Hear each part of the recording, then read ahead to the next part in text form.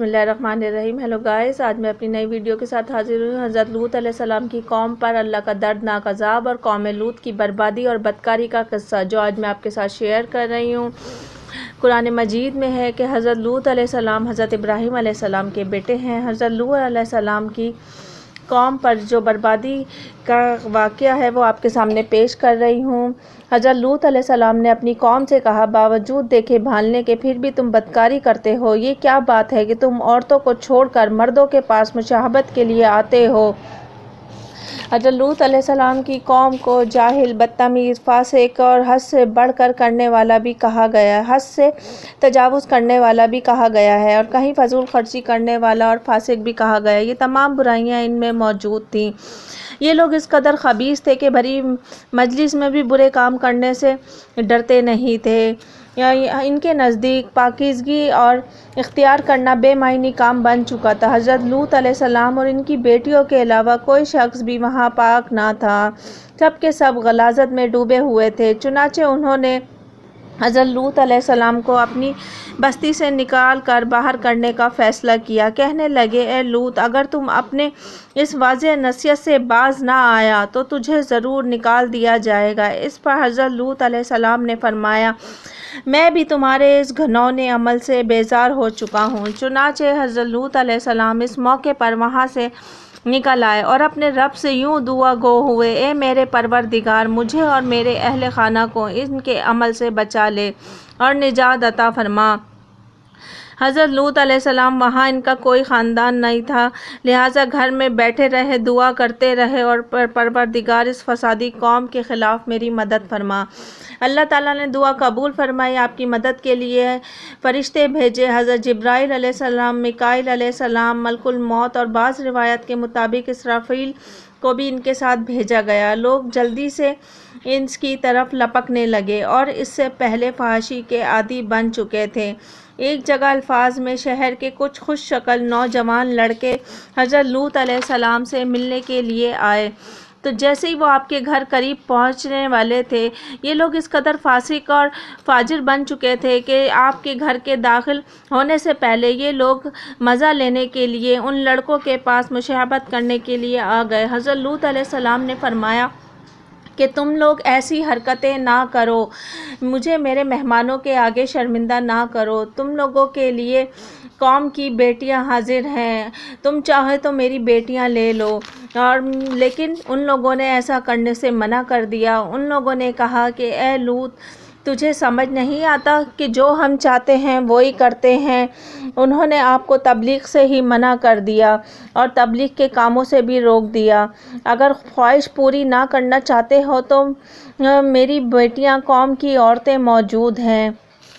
لیکن آپ اپنے مہمانوں کے لیے ہی پریشان ہو رہے تھے کہ اس پریشانی کے عالم میں اپنے مہمانوں کو دیکھتے ہیں، لیکن آپ دیکھتے ہیں کہ آپ کے مہمان بالکل پریشان نہیں ہیں اور لوگ ان کی طرف لپک رہے ہیں اور آپ کو برا بھلا کہہ رہے ہیں۔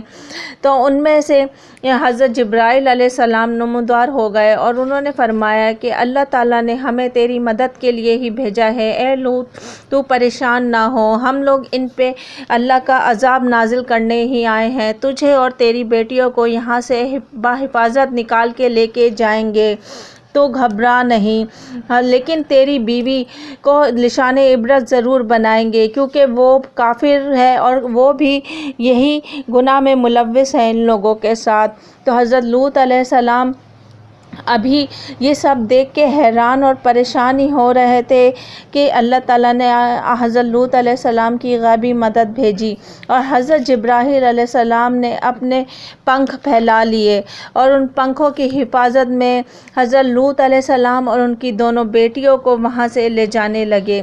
وہاں بحفاظت نکال کے اس آدھی رات کو سحری کے وقت حضرت لوط علیہ السلام اور ان کی بیٹیوں کو وہاں سے نکال کر بحفاظت مقام پر لے گئے، اور پھر حضرت جبرائیل علیہ السلام نے کہا کہ اللہ تعالیٰ نے اپنا فیصلہ سنا دیا ہے کہ صبح ہونے تک ہی اس قوم کی جڑ کاٹ دی جائے گی، اور اس طرح اللہ تعالیٰ نے سورہ حشر کی آیت 170 اور 171 میں فرماتے ہیں، تمام ہلاک ہو گئے سوائے لوط کی آل کے، انہیں ہم نے صبح سحری کے وقت یعنی رات کے آخری حصے میں نجات دی، یہ ہمارا احسان تھا اور اسی طرح ہم شکر گزاروں کو نوازتے رہیں گے۔ چنانچہ حضرت لوط علیہ السلام نکل کر کھڑے ہوئے اور ان کے ساتھ ان کی 2 بیٹیاں بھی اس بستی سے نکل گئے۔ پھر صبح ہوئی، روشنی پھیلنے لگی تو عذاب آ گیا۔ صبح سویرے ہی انہیں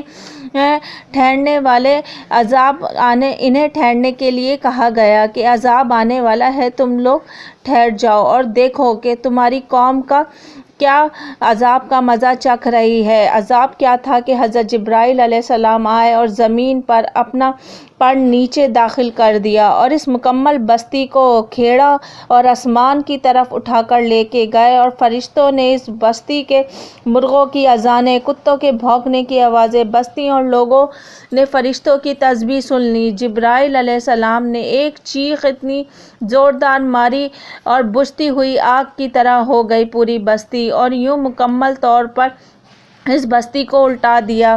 ہر ایک کے لیے آسمان میں پتھر تیار تھا، بہرحال اس کو زمین پر دے مارا۔ اور چنانچہ کچھ دور نہیں تھا، سورہ حجر میں اللہ تعالیٰ فرماتا ہے کہ روشنی ہونے سے انہیں بڑے زور کی چیخ نے پکڑ لیا، پھر ہم نے بلند حصہ نیچے کیا، پھر کنکر والے پتھر آسمان سے برسا دیے، اور یوں وہ لوگ ہلاک ہو گئے، اور آسمان سے پتھروں کی بارش فرما دی۔ تم اپنے رب کی کون کون سی نعمتوں کو جھٹلاؤ گے؟ یہ انہیں پہلے ڈرانے والوں کی طرح ایک ڈرانے والا ہے۔ اس طرح یہ بستی ستون بحر مردار کے علاقے میں بدل گئی، اور اس کے آثار اور نشان قیامت تک کے لیے چھوڑ دیے گئے تاکہ لوگ اس کو نشان عبرت حاصل کر سکیں۔ لیکن آپ دیکھیے کہ ہمارے ملک کے حکمران اس کو نشان عبرت سمجھنے کے بجائے کچھ اور ہی سمجھ چکے ہیں کہ انہوں نے اپنے یہ بل پاس کر دیا ہے کہ لڑکی کی شادی لڑکے سے اور لڑکا لڑکے سے شادی کر سکتا ہے۔ یہ انہوں نے جنسی اس کا غلط بل پاس کر کے عوام میں برائیاں پھیلائی ہیں۔ اگر میری ویڈیو آپ کو پسند آئی ہو تو لائک کریں، سبسکرائب کریں، بیل آئیکن آن کریں۔ Thank you for watching.